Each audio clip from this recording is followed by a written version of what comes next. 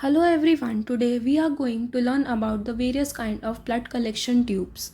To begin with, we will learn the difference between the plasma and the serum.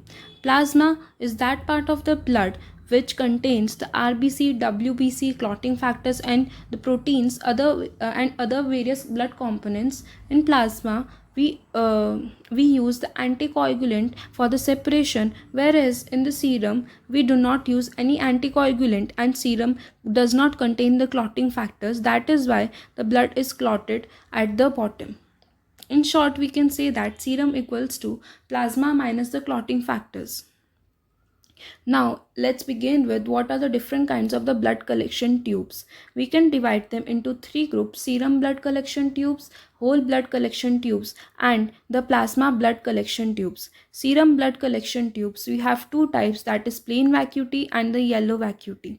Plain vacuity has the red cap and it has no additives. That is, it does not contain any anticoagulant. In fact, it contains the clot activator, due to which the clot settles at the bottom and we get the serum. Its uses are: it is used for various tests in the biochemistry, for example proteins, chloride, potassium, sodium, and we can come to know the drug levels in the blood. Then for the various immunological reactions, example antigen antibody reaction, to know the bacterial and the viral serology, hormone level, and the ionized calcium level. Next we have the yellow vacuity. It has the yellow cap and we also call it as gold.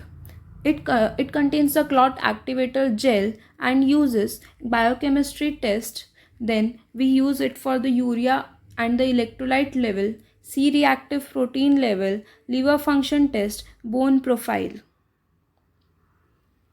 Then there is another group, whole blood collection tubes. In this, we use the whole blood for the measurement of various components. First, we have the EDTA vacuity. This has the lavender cap, and EDTA stands for ethyl diamine tetraacetate. The anticoagulant used in this is tripotassium or dipotassium EDTA, and it is used for the RBC count, WBC count, MCH, MCHC, MCV for the malarial parasite detection, then HbA1c for the glucose estimation, and the ESR. Next, we have the black vacuity, which has the black cap and it contains the sodium citrate 1:4. 1:4 depicts that for every 1 part of citrate, we have 4 parts of blood, and it is used for the ESR estimation. Next we have the fluoride vacuity. It has the grey colored cap and it contains the sodium fluoride and the potassium oxalate.